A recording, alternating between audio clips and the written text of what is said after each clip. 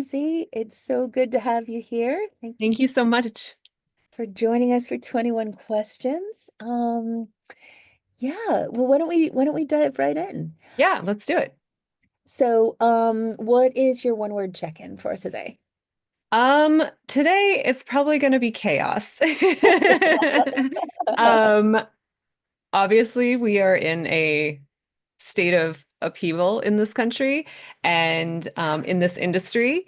And so a lot of things are unpredictable, feel like they're out of our control. And yeah, that's kind of how I'm feeling right now. Yep. It feels like to me like the only way through is together. So Yeah, it's good absolutely. connecting in all ways like this. Yeah. Um, where are you from? Originally, now, any variation of that? Nowhere and everywhere. Huh. My parents were in the National Park Service, so we moved around a lot growing up. I lived in 7 different places by the time I started high school. So I don't really have anywhere that I call home except where I am. Mhm. And I did spend high school outside of DC, Washington, DC, and then went to undergrad in Virginia. But then joined the army, so that moved me. And then when I got back, I ended up moving to Berkeley, where I pursued my master's degree. So I was there for 8 years, and then I moved to LA about 9 years ago. So I've been here, yeah, about 9 years. Wow, that's amazing. So you grew up in forests and Yeah, a forest lot of different parks. parts. Yeah. Super cool. And then what did you study in your graduate program? My graduate program was in journalism at UC Berkeley. Oh, Mhm. wow. Yeah. Cool. And then Cool. I quit and went back to acting because I didn't done music all growing up. And so decided after a while the journalism route wasn't for me and performing's what always made me happy. Wow, that's cool. That's cool. And so now you live in LA. Where do you live in LA? I'm in Burbank. Oh, me too. Well, we must hang out in real life too. Absolutely, yes. I love it here. I love the Valley. It's cool. And what would we know your voice from? I'm kind of that person that's like does a little bit of everything, but you might not know it. But you would, if you saw Transformers War for Cybertron, the trilogy on Netflix, you would know me as Alita One from that. Mhm. You would know me as the female player, aka the captain in WWE 2K24. Those Mhm. are my most notable voices. But I do a lot of utility work in video games. If you have Disney Plus and you call their helpline, that's my voice. That's kind of cool. Yeah, so that's a little fun fact there. But yeah, just like any voice actor, I do anything that'll pay me for the most part, even Mhm. if you don't know who that is. Yeah. And you also was part of many of your many talents, but Yeah. you are very much part of the mocap world too. So we might Mhm. not hear your voice, but is Might that not hear me or see me, but yeah. Mhm. Yeah, exactly. You specifically, but you are bringing Right. that Characters to to life. Yes. yeah, that's cool. That's cool. How long have you been doing voiceover? Let's see. So I quit journalism probably around 2010 to go back into doing theater. And then from there, I started my voiceover journey, I think probably about 2013. So Mhm. that's been a little over 10 years now. Yeah. That's cool. That's cool. And who is your current team? And I'll leave that to interpretation. Sometimes it's representation, but as we say here, it's always just you, but you never do it alone. Oh, So it's it's cute. always Yeah. Yeah. I mean, it definitely is a team effort. I mean, in LA, I'm with SBV, the lovely team there. But like so many of us, I also have regional agents who are all amazing to work with, even if I've never seen them in person. Mhm. Celia Siegel's team has been fantastic. They run my social media as well, which is great because I don't want to deal with it. But I'm also a writer, and so I kind of have another team of people that are supporting me on the writing side of things, some producers that I work with, some consultants, and then of course my friends, my parents, and most importantly, my 3 cats. Yes. Yes, yes, yes. And when you say you're a writer, what kind of writing are you doing? Yeah, so obviously I came from a journalism background, but I pre-COVID, a couple years before, I guess a couple years before COVID, I decided to start diving back into writing, but this time screenwriting. And Mhm. so I've got two shows right now that are actively being pitched. We have an actress attached to one of them. Actually, no, we have actresses attached to both of them now as of last week. So the journey of trying to get a project made in Hollywood is it is something else. So, but one of the stories is based on a 2-year investigation I did while I was still a journalist. And the other one is influenced by my time in the military and also my love of badass women and action movies. So, That sounds, I want to watch. That sounds amazing. yeah. Good. Actually, this is a little off the official 21 questions, but a good segue. Hmm. Um, you also are involved in many, many, many um, let's say we'll say voiceover for good causes. Like Yes. you're part of many things, Yeah. but I know you're part of Nava, right? Yes. Uh-huh. I'm on their board and I handle their media. Yep. Mhm. And then can you talk, what, speaking of badass women, can you talk a little bit about building bridges and what Building doors. And actually, building doors. Yes, thank you. Thank you. Yeah. shirt right now. Ah. Yes, building Shout out doors. to Christy. Yeah. Yeah, so the Building Doors campaign was started by Christy Harst. Oh, we're celebrating our 1 year anniversary next month. So yes, started by Christy Harst last year. And I say campaign because it really is an active, ongoing thing, and that we advocate for equal opportunities in voiceover for women Mhm. in particularly male dominated brands. Mhm. So sports, beer, things that are traditionally you think of male voices for them. And so we do this through taking commercials that have aired and having them revoiced by women to show that they can be done. But also, Christy has done an amazing job, and those of us who are official ambassadors have been doing this as well. But Christy has been reaching out to different brands and different sports organizations to see about their support for embracing gender equality in their types of campaigns that they do, and has gotten really great responses from so many different organizations and so many different sporting teams, sports teams. Brain is not functioning. A couple football teams, some soccer teams. It's really, really interesting in that some people have just never thought about it. And so when they're approached and asked about it, it helps them kind of think, oh, this is something we can do. But we're also trying to make it easier for them to say, hey, we're a resource if you are looking to expand, the rosters that you're doing or the types of work that you're doing. Reach out to us. We can help with that. Um, but we've had, people put out statements for us, like the Cleveland NHL, NBA teams put out statements in support of us, and Valvoline of all places. It's Oh, just wow. yeah, it's really really interesting. And the Cleveland Guardians have been great, but it's also long-term relationship building because it's not just reach out to them, because we're not talking about directors and casting directors or sometimes even ad agencies.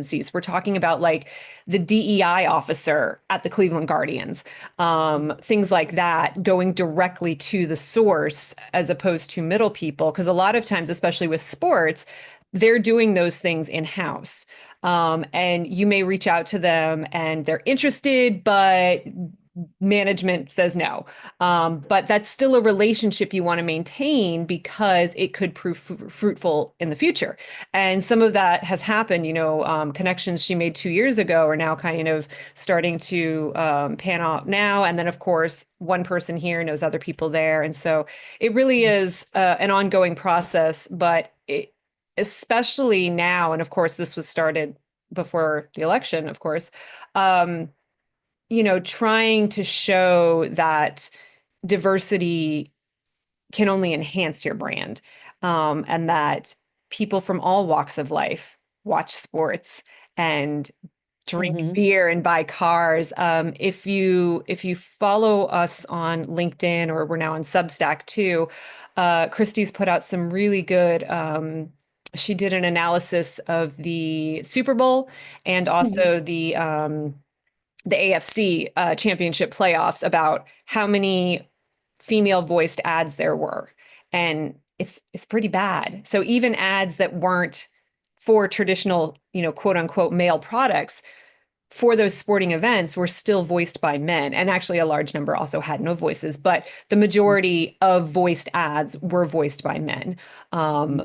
So just something for people to think about, that there still is really a big dichotomy between, you know, male voiced spots and female voiced spots in this industry. And we're talking mostly commercials here. I mean, promo Right. obviously is a whole deal as well, but specifically within commercials. Yeah. Mhm.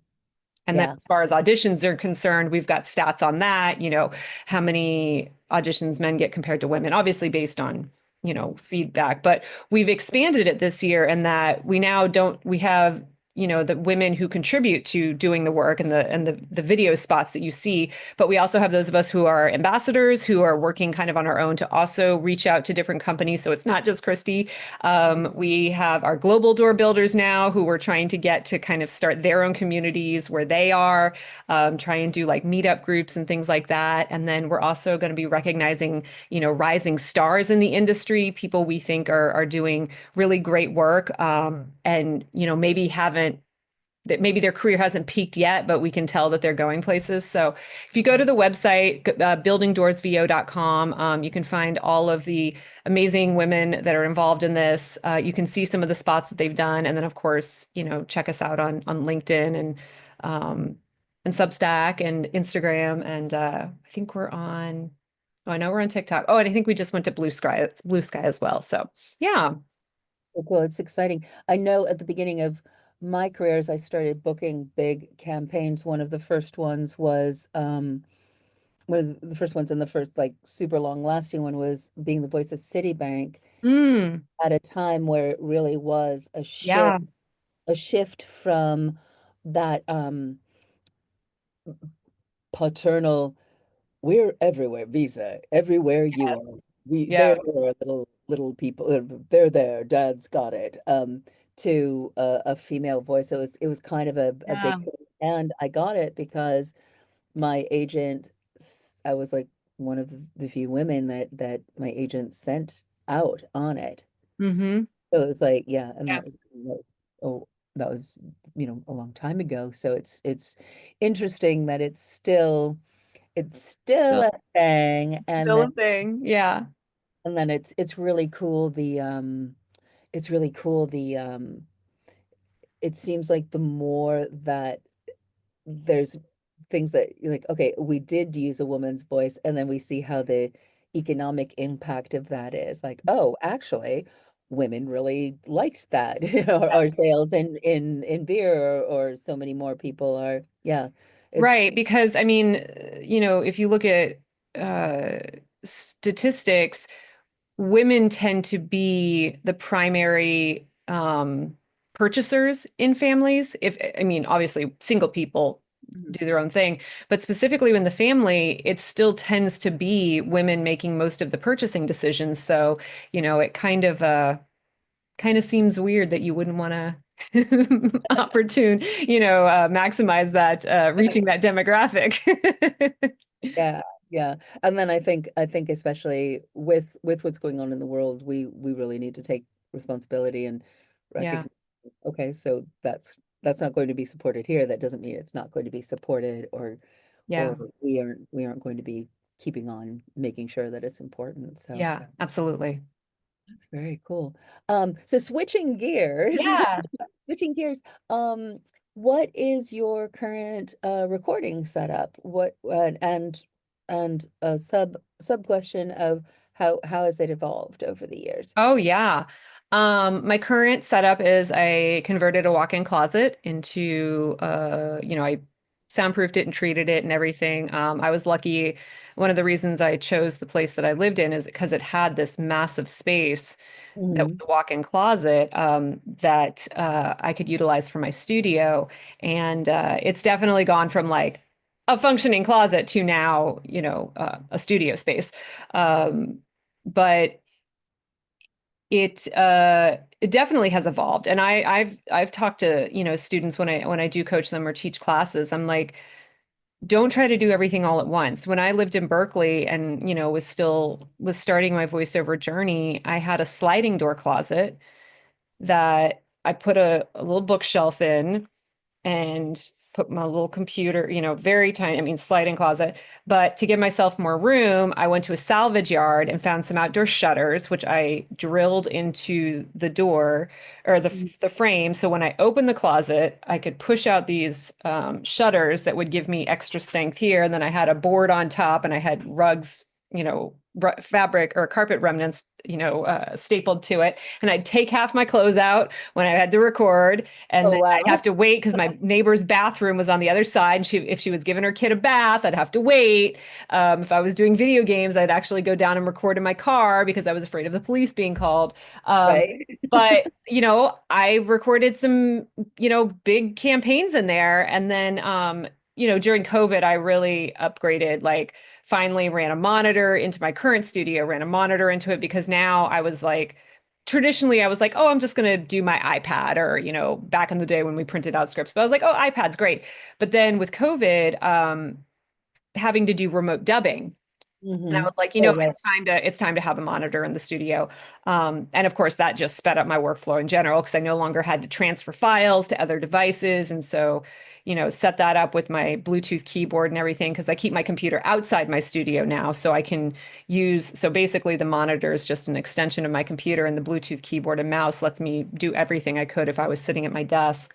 Um, and yeah, so I think that was probably the biggest adjustment that I've made in the past couple years was, and then upgrading your microphones when you've got the money. But I mean, I ran with a Rode NT1A for 8 years. Hmm. Hmm. Never had a complaint about it. And the only reason I upgraded was probably just to be like, I've got a Neumann now and I've got a Sennheiser. I will say the Sennheiser has become my travel mic because boy, oh boy, does that thing do great in suboptimal conditions. I will say that. So that was a great investment. But yeah, I mean, again, it comes back to you can do a lot with a little. And I asked questions. I was like, had a great group of voice actors up in San Francisco that I would ask questions. And then when I came down here talking to different engineers, it's like, I'm broke. What can I do? And it was like, poverty is like one of the great boons of creativity. It's like, I don't know where I got this idea for shutters. And I was like, oh, this is great. And then carpet remnants. Back in the day, you didn't have to pay for them. Now you have to, you do buy carpet remnants. But you can make do with a lot, with a little. And, nowadays, the people have put out the DIYs on here's how to do PVC pipes with moving blankets and all of that. Um, you know, you don't necessarily for certain things, yes, you do kind of need, like for dubbing jobs, they're not going to let you be remote anymore. I mean, that's just it was a nightmare for them to try and match people's studios. And the same thing with video games, it's really hard to get those spaces to sound the same. But my day in and day out is mostly commercials and corporate narration, so yeah, Yeah. make do with what you have. Yeah. What interface do you use? I did upgrade to an Apollo Twin X. I was using a Scarlett 2i2 for a while. Um, and the reason I did upgrade finally to the Apollo was after talking to a couple engineers. And then this is when we're starting to get nitpicky when you get to a certain level in your career. I had just a little too much sibilance that I was just not really happy with. But it wasn't like overwhelming, but I was like, there's got to be a way I can tweak this just a little bit. It was just kind of more of I never had anyone complain about it, but it was more bothering me. And so that's when I reached out to Tim Friedlander. So talk to engineers who, and I was like, talked to him about it and he recommended it and I'd heard it recommended from several other people. And then I hired Tim to do all the presets, for me on it. So now it's really just like I open the software, it's good to go, and I adjust the levels as I need to based on how loud I am. But for me, that really did make a noticeable difference in my ear. But again, it wasn't anything based on, oh man, your setup is horrible. It was just kind of like, Right. okay, I now do have some extra money. What can Hmm. I do to tweak? And I think that's a big thing I would tell anybody in this industry is like, start with the basics. Yes, it's not the cheapest, career path to go down. Right. You are going to have to spend some money, but you can keep it to the a couple $100s. And then Right. as you get better, upgrade a mic, upgrade your Hmm. studio space, get some foam, and then maybe, okay, upgrade to an Apollo. But I know for the longest time, eBay was selling a bundle pack of a Rode NT1A with a Scarlett Solo for like $300. And that was my kit for so long, and it sounded great. But yeah. Yeah. Good, good. Well, we got a little bit of your via origin story. Yeah. How did it sounded like you had acting background Yeah. in the beginning, and then yeah, so like how did you Yeah. from all over to journalism to VO? Yeah, yeah. Yeah, all growing up, I was an actor and a musician. I mean, ever since I started the piano when I was 5 and then was singing and picked up the flute and the piccolo and then, did my first stage production when I was in elementary school for Bob McGrath, who used to host Sesame Street. He had a variety show that I did, and then just kept doing that every year. And so that was always part of my life growing up. But I very much was also an academic. And so my studies were really important to me. But one of the reasons why I went to William and Mary for undergraduate, I lived in Virginia at the time. And so in-state tuition was amazing, was because it let me have the flexibility to pursue academic interests, but also keep my music. Because some places are a little stricter, like, oh, you're not going to be a music major. Well, but Mhm. for this, I was able to, and there's also a great community theater that I got involved with in Williamsburg, Virginia. So that allowed me to pursue my academic interests while maintaining my music and artistic endeavors. And after that, I joined the military and was doing journalism and combat photography. So, still kind of in the artistic vein, like I was producing radio commercials and TV commercials and, on top of just documenting stuff for AFN, which is the American Forces Network. And then when I got out, I just, kind of as many of us who get out of the military was like, I don't really know what to do with my life. I knew I wanted to go back to school. That was the reason one of the reasons I joined the military was to have the GI Bill to pay for graduate school. And I was kind of like, I was torn between journalism and international affairs. I was like, what do I want to do? But I was accepted to Berkeley, which had kind of been a dream school of mine since I was a kid, because my dad was from California, and not from Berkeley or San Francisco, but he went to Cal State Hayward, which is now East Bay, during the Vietnam era, and so I would hear stories about Berkeley growing up, and I got accepted, and I was like, well, I did this journalism thing in the military. Let's keep doing this. And so I did, and I focused on investigative reporting, and I worked for PBS Frontline, and I worked on some amazing projects. Uh, but my master's thesis, which was about 2 years of investigative work, was very draining on me. I was researching the sexual assault of female farm workers in America, and such a powerful story. And I put it out. It ended up a couple years later became a documentary by PBS Frontline. But that, on top of the lot of the other work I'd been doing, plus kind of dealing with PTSD from the army and all of that, my mental health was really suffering, which was taking its toll on my physical health. And I realized I needed to make a change. I couldn't keep going down the path that I was going. And so I decided, again, people change careers all the time. I decided in my very late 20s that I needed to make a change, and I was like, you know what? I loved performing. I loved the arts. That brought me true joy, and I'm already making very little money as a journalist, so how hard could it be?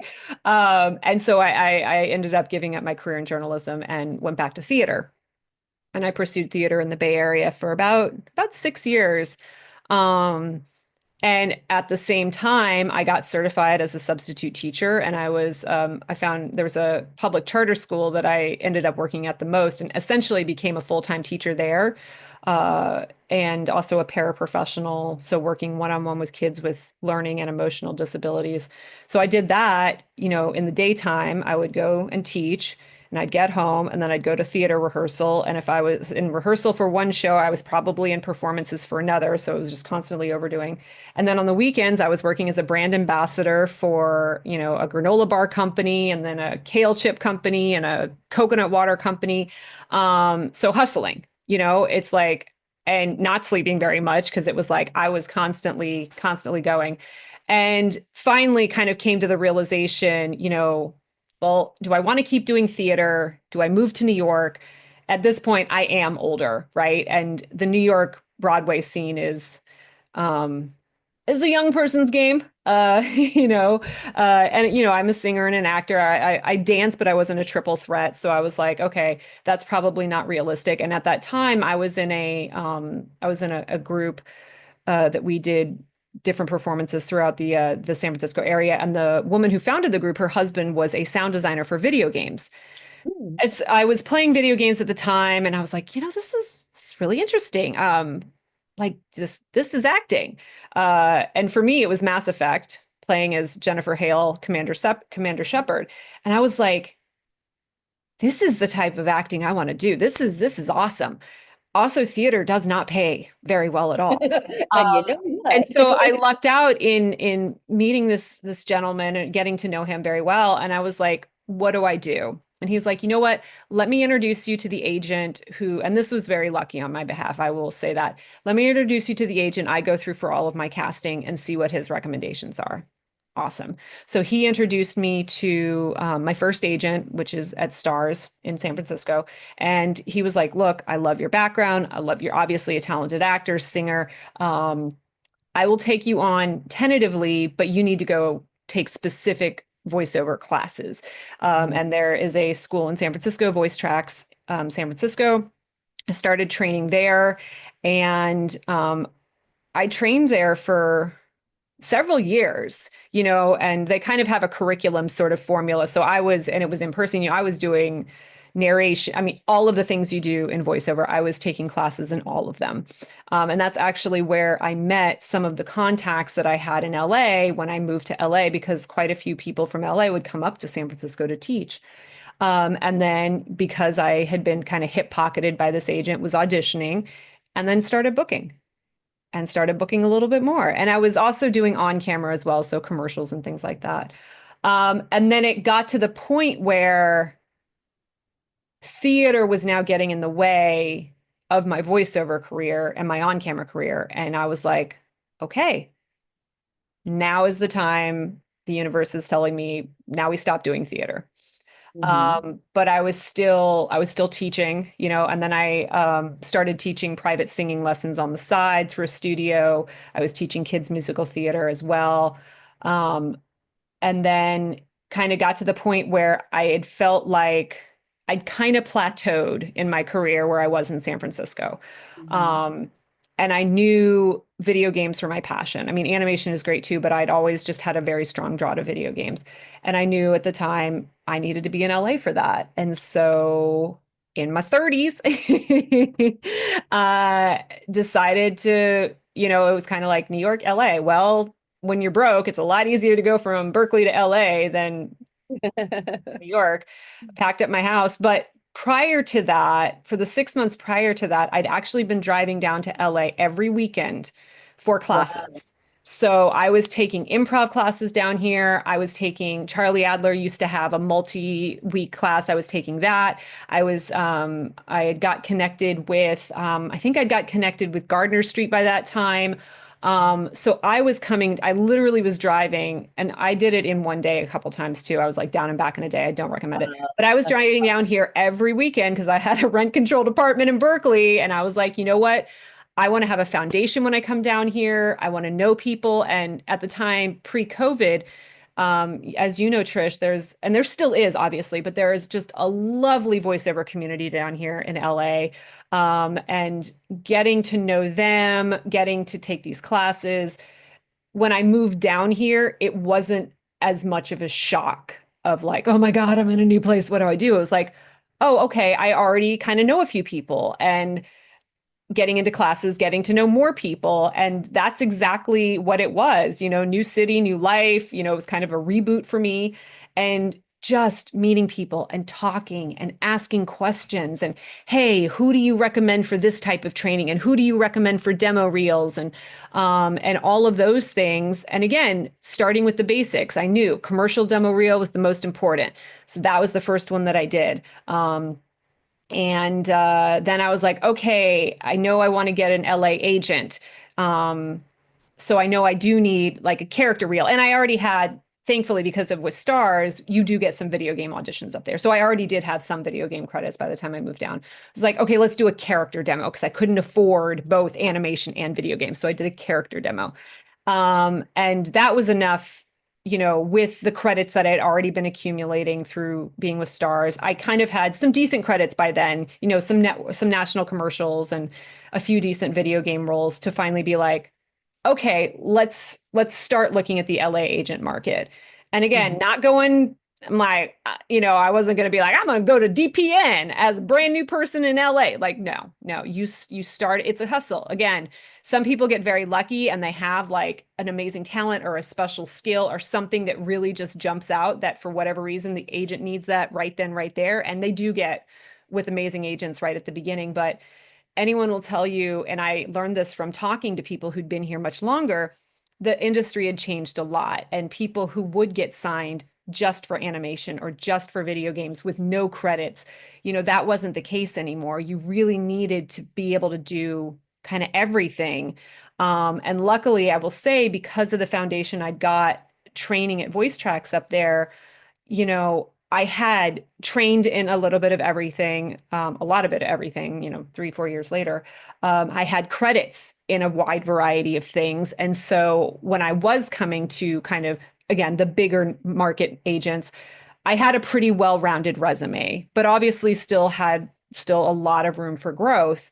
And that's just how it was. Every year was a little better than the year before. Still, I stopped teaching when I came to LA because I didn't that was a little too much to deal with like LA community or LA county schools, but I was still the brand ambassador because it gave me flexibility.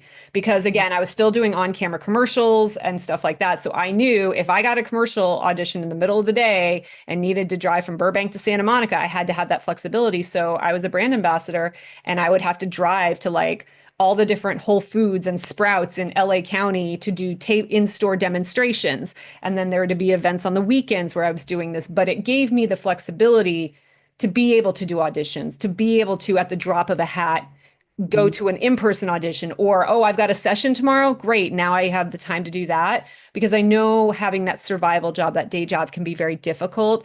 And I had made the decision that I wasn't, I'd done the bartending waitress thing in college. I was not going to do that again. I'm also, again, because I came back to acting because of after dealing with mental health issues, protecting my mental health and my physical health was very important to me. And I knew I couldn't get to a place where I was just wearing myself out again. So working until 4 a.m. was not an option for me. And I have my best friend managed a bar for 10 years and he did that. And then he'd get up and go do, he was an on-camera actor. He'd go do auditions and shoots, and it was really hard on him. And then, there became a year when I was like, I, I think I'm making a living doing this. Like, can Wait a I minute. can I stop doing my survival job? And it's terrifying, right?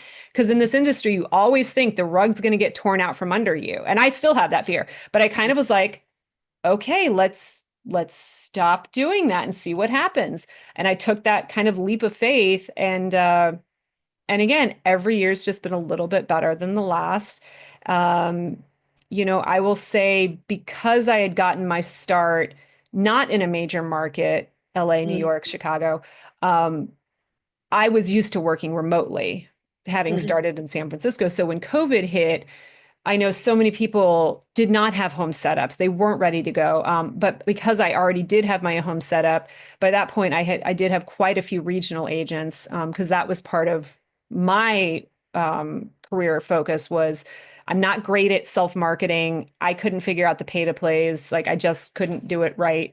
And that's a hit on me, I know. So I was doing regional agents. And so luckily I was already making a living off remote work. And so the transition during COVID was really nothing for me. And as those of us in the industry know, we were working when our on-camera counterparts were not. mm, And yeah, so super long, explanation there, but that's kind of where, I ended up now. And it's like, okay, I guess I'm kind of making a living here. But mm, again, never taking anything for granted. And this is why I'm always encouraging people to diversify. Don't, as much as like I would love to be just do video games all day or like book a massive animated show and make a living doing that. I am not that person yet or mm, maybe ever will be, and some of my dear friends are those people and man, they are some of the most brilliant actors I've ever met and I am in awe of them. But mm, for me, I always consider myself like in games, I'm a utility player. You call me in, I'm gonna do my four voices. I'm gonna be all the different creatures. You never know who they are. And I see the same thing in my career. I'm gonna be the person that can just do a little bit of everything. That mm, way, like with the AI debate right now, if work starts to dry up in one place, or like with the video game strike, right? I haven't worked a video game since last January. I've got, you know, my career diversified enough that, okay, if this starts slowing down, this is still going over here. mm. Yeah. Yeah, brilliant, brilliant. Um, yeah, it's so powerful to hear what goes into getting to here, right? It is a It's slog and it doesn't stop. yes, It's a like day or two. I am not Jennifer Hale, right? I am not JP Carliak or David Arrigo Jr. or when I think of who the big names are in voiceover, and I'm not even talking like Mark Hamill and the big names in voiceover. I'm talking like the working actors that I look up to Mhm. who are just working every day, who have made a name for themselves. Um, I can't take anything for granted, right? Because I'm not a big enough name to get booked off my name. No one's calling me up and being like, "We want her." Maybe a few times, but but it's like it's a constant hustle. Like it doesn't stop, and so that's why you know if I travel. I take my kit with me. I have a travel kit. I have got like my big travel kit if I'm going to be like visiting my folks, which is like my tri booth. And then I've also got like my smaller version that I take with me because for me, I still don't feel comfortable giving up opportunities. Mhm. I'm going out of town next week and there's a couple auditions that have come through and it's like, we're recording. And I was like, crap, those are the days I'm definitely not available. So I won't do that. But for me, every audition is an opportunity. And I don't feel that I am, maybe I'm wrong. Maybe this is just me being hyper vigilant, but I feel like I still need to take advantage of every opportunity that comes my way, every audition that comes my way, um, because nothing in this industry is ever certain. Right, right. Yeah, yeah.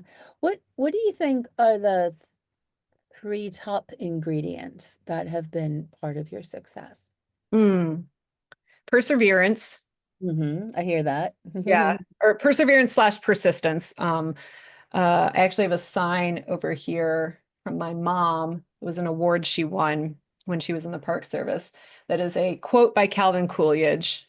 Actually, Mm, I'm going to read it because it's very empowering. Sorry for the sidebar, but it says persistence. Nothing in the world can take the place of persistence. Talent will not. Nothing is more common than unsuccessful men with talent. Genius will not. Unrewarded genius is almost a proverb. Education will not. The world is full of educated derelicts.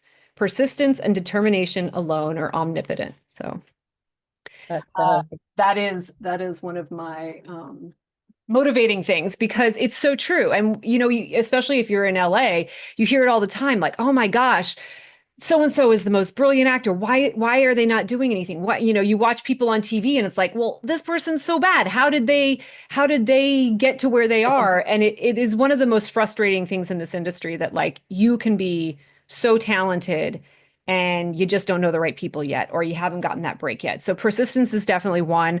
Um, I I don't know if this is like the right way to, but like hustling. Um, Mhm. just which maybe is the kind of tangential to persistence in that well, maybe it's a little separate. So persistence, you always have to keep going. You just have to keep trying. You can't give up. Hustling, I think, is more like you have to try everything and try not to say no within boundaries, obviously, and know that it's going to suck for a while. Like, me coming to this industry later in life, I knew it was going to suck. And I have roommates and I worked multiple jobs at a time when people my age were having families and all of this other stuff. So you can't compare yourself to other people at all. But I think hustling, like knowing that this takes hard work, it is going to cost a little bit of money, but taking every class I could possibly take. I mean, I always am like, be training, always be training, be it scene study classes or voiceover specific classes. Oh, my commercial game's not quite where it was. Well, let me get back into coaching for that. Oh, I really want to do more. Let me get back into coaching for that. You know what? I just want to get my acting cleaned up again. Okay, let me get into scene study class. So I think that's the hustling side. Persistence is the just keep going. And then, hmm, you would think I would have written these down, but I like to speak off the cuff in the moment. And then I guess like enjoyment or something along those lines, and that it can be really easy to get overwhelmed with the grind, with the hustle, with knowing that so much of this industry is out of your control. Whether you book, whether you don't book, yes. Do you need to train to make yourself as competitive as possible? Absolutely. And if you've done that, if you know to your core that you have done everything you possibly can, and that's something I have to remind myself, like, Linsay, you have done everything you can personally, and then everything else is out of your control. Mhm. Enjoy the process, right? If you get to a point, and we all have those days where I'm like, this was me, I haven't been sleeping well. And I woke up this morning, I was like, or last night, I was like, oh my God, all the auditions, they just keep coming in. Oh, there goes my weekend. I'm gonna be doing auditions all weekend. And then I was like, no, no, no. And then I woke up this morning and I was like, oh, no, I have got auditions to do. This is great. This is why I try to keep my weekends pretty flexible now. But you have to learn to enjoy the process, and obviously, the best part is when you get the job and you get to go into the studio or go into your studio and do the job. It's amazing. I love it. Um, but taking every audition as an opportunity, knowing that if you are hustling, if you're still working those day jobs, those multiple jobs, whatever, that it is helping you get to a point where you can pursue your career, you can live your dream. And I think if you stop, and we all have bad days, but if you in general stop enjoying what you're doing, then it might not be for you, right? And Mhm. I know that's really hard. You don't, it's like you never want to, and that's not a decision for me to make for someone else. I'm never going to crush someone's dream. But if you look at yourself and are like, you know what? I just don't think this is for me. I don't think this hustle is for me. And again, this is one of the reasons I quit journalism because I looked at myself and was like, I've invested so much of my life in this career, but I just don't think I can do it anymore. Um, and that realization was really, really hard and terrifying. Um, but at the end of the day, if you're doing everything you can and you are enjoying what you're doing, then keep doing it, you know? And life is always going to throw wrenches in anything. Like, some of you might have families, you might have kids, you might have health issues, lots of those types of things which can detract from it and take time away from it. But that's where I think if the persistence with the hustle and the enjoyment all work together, then you can keep going. If you feel Yeah. like those three things aren't working, then yeah, maybe it's time to look at other things. And anyone who's taken like a casting director workshop or agency workshop, you hear those stories from, I've heard so many of those stories from casting directors, like, oh, I wanted to be an actor. And then I realized it wasn't for me, but I found something else in the industry that I really loved. I've met people who, and again, I will never tell someone what to do with their career because I, Lord, have changed mine so much. But I've met some people where I'm like, you know what? You would make an amazing agent. You just like you have your finger on the pulse of the industry. You know so much about all these different things. Have you ever thought about that? And a lot of times it's like, oh no, I just haven't thought about it. And then maybe they find something that they really, really enjoy doing. So yeah. Yeah. Those are fantastic ingredients. Those Yeah. are really powerful ingredients. Yeah. Um, would you say that, I guess, what was your big break, Mm. Hmm. if there is such a thing? Or I guess if it's not like a big break, then what you mentioned there was a time when you were like, oh, no, I think I can do this. But like, Yeah. what was the one thing that like one day it was one thing and then Yeah. wait a minute, it's different now.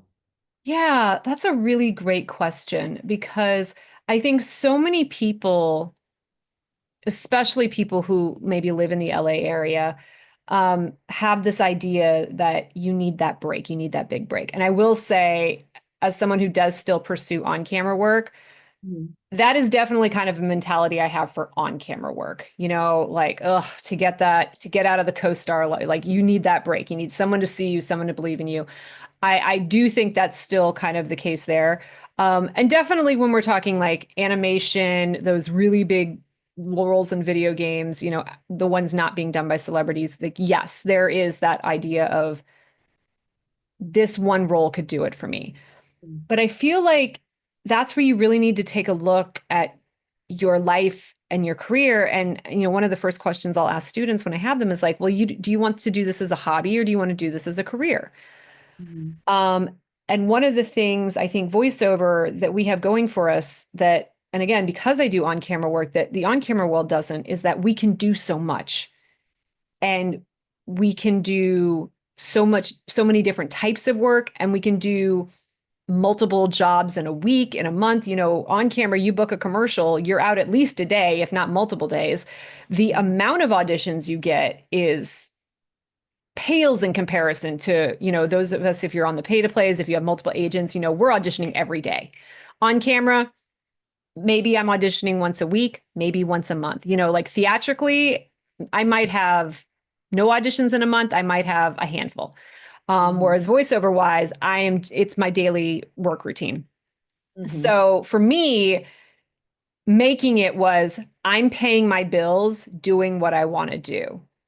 Is Mhm. corporate narration the most exciting thing in the world? No, but it takes an hour out of my day as opposed to like Mhm. an entire day, Mhm. an entire week. It's like maybe it's not exciting, but it's like I just made money in that hour, money that Right. pays my bills, right? So for me, it's about am I paying my bills?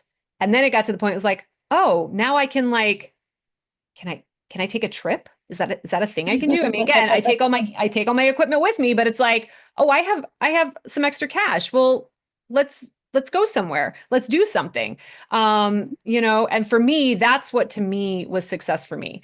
Um, there's always more to have. Now, am I still like, oh man, I need that one rod? Because like for animation, it's like I had a lead of one, and unfortunately that show dropped when COVID lockdown happened. So it got completely ignored, even though there's still a good fan base out there.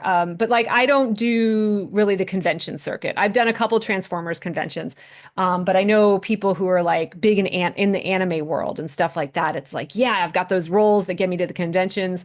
Um, and maybe that's for you what making it is. It's like, yes, I want to be able to be on the convention circuit. Amazing. Do it. Um, I was never in the anime world, and so that was never kind of a focus for me. Um, but do I still think, man, I'd love to have that like really big, Mhm. juicy, that people are like, oh, you're the voice of so and so. Like, of course we all want that. But I think if we get too hung up on that, um, we miss out on everything else. And Mhm. if the goal is to do voiceover as a career, then you have to recognize success where it is. And you have to recognize, like, I am making a living doing this. Mhm. I am enjoying what I'm doing. And that's enough for now. Yeah. But it also means you can't ever get comfortable and settle in this industry, because there's always something can always happen. Mhm. I've heard stories from some of my mentors who are like, I was the voice of CBS for 20 years, and that paycheck just kept coming. And then they decided they wanted a new voice. Had Mhm. nothing to do with talent, anything. It's like that's what happens. Like I had a really great promo gig last year for a show, which paid very well, and the show wasn't renewed. So there went that job. So never getting comfortable, but taking time to recognize the wins where they are. Yeah. And also being honest with yourself, just because you don't think corporate narration work, as an example, is that interesting, you're like, I'm not going to do that. I'm only going to do anime or animation or whatever. Well, that's great. But think about also like the amount of work. You know, most TV shows these days, because streaming has changed everything, most TV shows these days are what, 10 episodes? Streaming doesn't pay residuals. So unless you're a celebrity, you're getting paid your session fee. Mhm. You might get an upfront residual for like, if you do dubbing, you get that upfront residual. Um, but unless it was a network show, you're not getting those residual checks on the run. It's like, whereas if I'm recording multiple commercials, one, I'm getting session fees for each of those commercials. Or if I'm doing multiple corporate narration projects, I'm getting a session fee for each of those projects. And then if it's a commercial, maybe I'm getting a holding fee, maybe I'm getting a renewal fee, things like that. So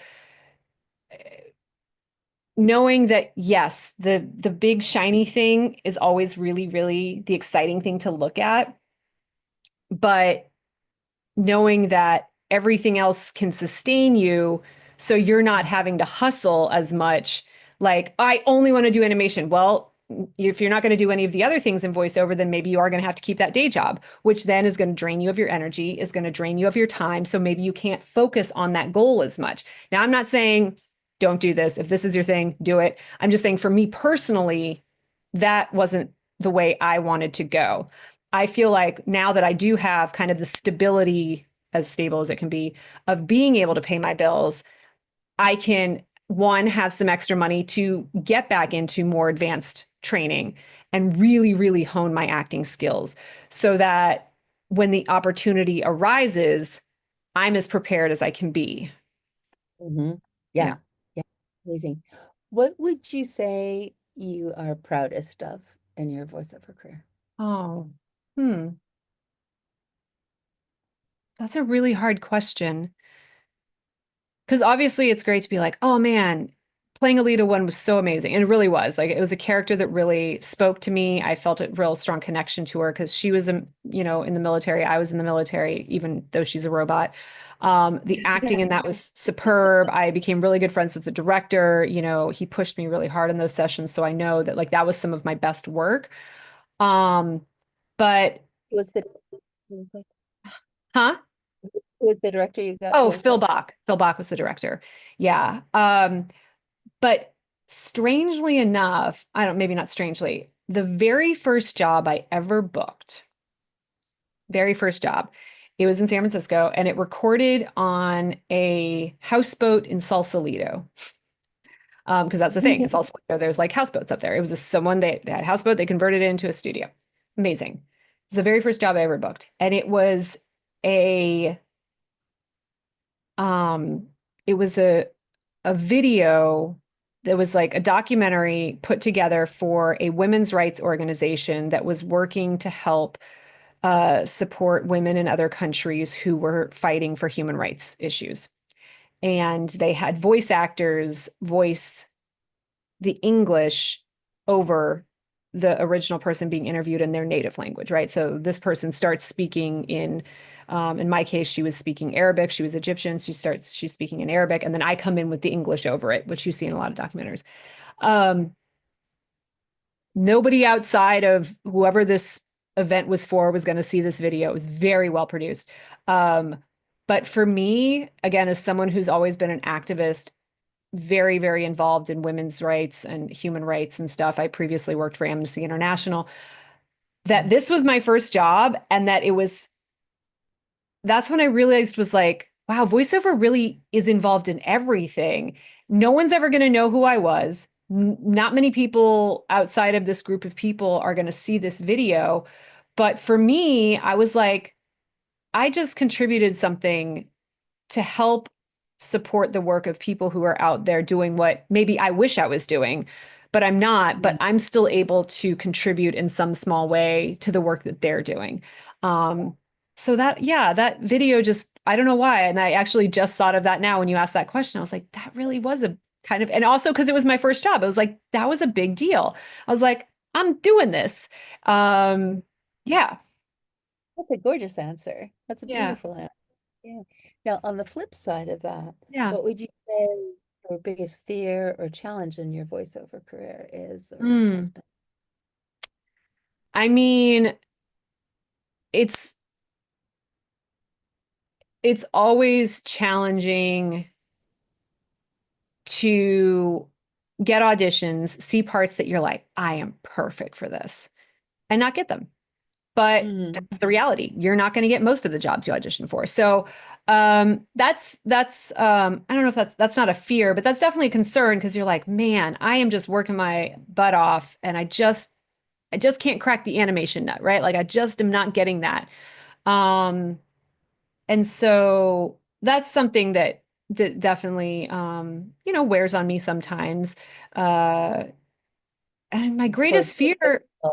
huh? Close but no cigar. Yeah, exactly, exactly. And then, especially when you feel like, ah, man, I've done everything I can. And you talk to other coaches and they're like, yeah, your audition's great, or this was fantastic, blah, this is perfect. And again, this is has nothing to do with you, maybe. So that's definitely frustrating. Fear, again, probably what I mentioned earlier is like, you never know where this industry is going to go. We don't know the impact that AI is going to have on us yet. We're starting to see it. We're starting to see jobs replaced with AI, but we're also seeing a backlash to it in some places.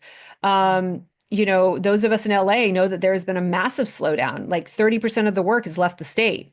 I mean, granted, in voiceover, we're still working, for a lot of our work is remote, so that doesn't impact as much as, say, an on-camera person, but um, there's not necessarily as much content. As someone who's trying to sell a couple shows, I can tell you studios are not buying. Mm, They're not greenlighting new productions. With all the mergers that are happening, they've shelved a lot of productions.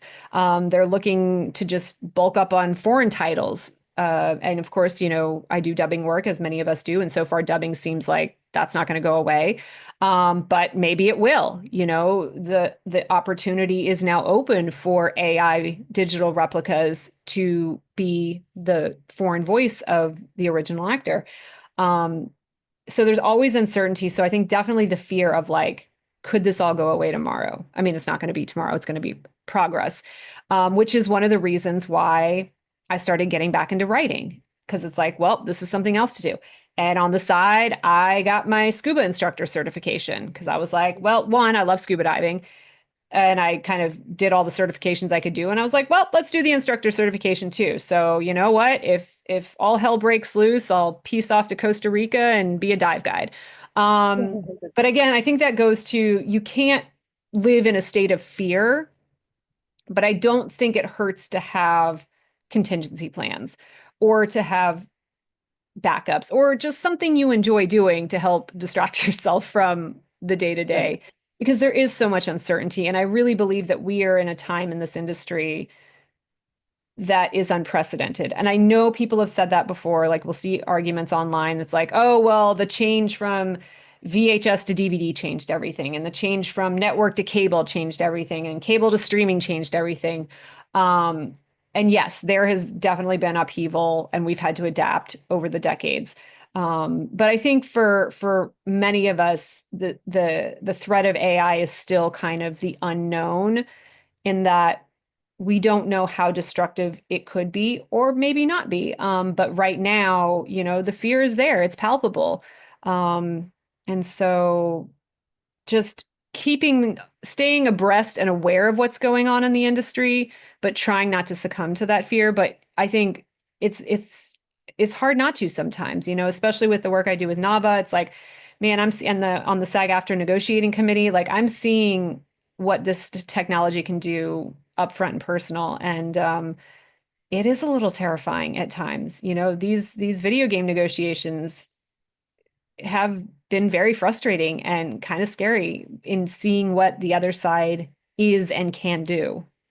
Hmm. Yeah, Yeah, very much so.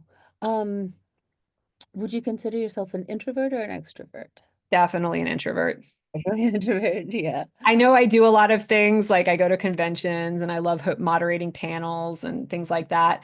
But if given the choice, I would stay at home with my cats and read. Most definitely. Yeah. I think this business requires whichever way we lean, we have to compensate. Because if We you'd rather absolutely do. stay in, you Because have to reach out. And if you'd rather be out, you have to Oh, stay in. absolutely. And I definitely, when I first moved here, was like pushing myself to go to gatherings and meetups and things like that, even though I was like, I just want to stay at home. It's like, no, you need to go out and meet people. Yeah, yeah. If you could do voiceover from anywhere, where would it be? Oh, this is something I've actually been thinking about a lot because, part of me has been like, will there come a point where I maybe don't want to live in the US anymore? And it's kind of like half joking, half not joking. I've actually been pursuing my Canadian residency for the past 2 years, so that's still in the works. But I've been looking at Costa Rica. Hmm. I've been looking at Malta because I was like, well, I can scuba dive there. I could teach scuba diving there if I needed to, if I wanted to. And I can do this work from anywhere. Now, granted, Malta would be a little bit harder because that's like 9 hours ahead, whereas Costa Rica would be still within the same time zones, which for now probably makes more sense. And it's like, okay, if I did move, yes, I would be giving up work. Like I would be giving up all my dubbing work because that is in studio. And I'd probably be giving up most of my video game work. Now, I've also thought about Mexico. And if I did go to Mexico or even Canada, I'd still fly back. I'd fly back. And honestly, Costa Rica, I'd probably fly back too. Malta, not so much. But for certain jobs, I absolutely would fly back for them. But yeah, I've definitely been having that thought Hmm. quite a lot in the past couple months about if I did move, well, I think I could still do okay. Hmm. Hmm. Yeah. That's powerful. Um, what would you say your voiceover motto is, if you had one? Hmm.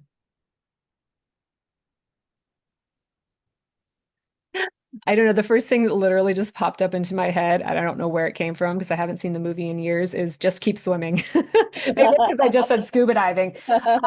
But yeah, I think I mean, I know we've talked about that quite a lot today, is just keep going, man. Just keep going and enjoy the ride. Yeah. Yeah, yeah. And last question, Yeah. knowing what you know now, what would you say to yourself at the beginning of your career? Oh, that's a really good question. I mean, I always joke that like, man, if I'd gotten into this sooner, if only I'd gotten into this in the 90s, right? When network television was there. And but no.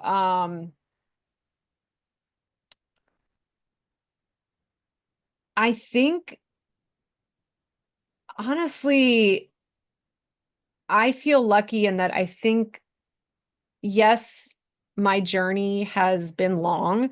It's still ongoing. Um, I don't know if I, outside of like time machine going back and starting sooner, I don't know if I would have done anything different. Maybe moved to LA sooner, but I think the only thing I would go back and say is like, you made the right choice. Mm, Because I did have many years of crap. Like when I learned that my story was going to be turned into a PBS Frontline documentary, it was after I'd left journalism. And they reached out to me because they wanted my notes, they wanted my contacts, everything. And I had a moment where, crap, should I not have given up on journalism? And then, when things started going weird in politics, and there's a lot of journalists I really do respect the work that they're doing, especially foreign overseas correspondents and stuff. And I had a lot of second guessing and consternation about, crap, am I being selfish pursuing this line of work when maybe I should be out there trying to make the world a better place? Um, and I think myself now would go back and be like, it's okay, take a breath. You made the right choice. Yeah. mm, yeah, amazing. Oh my goodness. Thank you so much for, Yeah. Thank you for having me. This was great. and we'll look forward to having you at Ask the Sensei, and Yes. we'll answer everyone's questions. Well, thank you so much for taking the time to answer these and Yes. sharing these beautiful insights into your journey and your approach, and you sharing your spirit and your heart that shine through in everything that you've shared here today. Thank you. Thank you so much. See you Yeah. soon. Bye.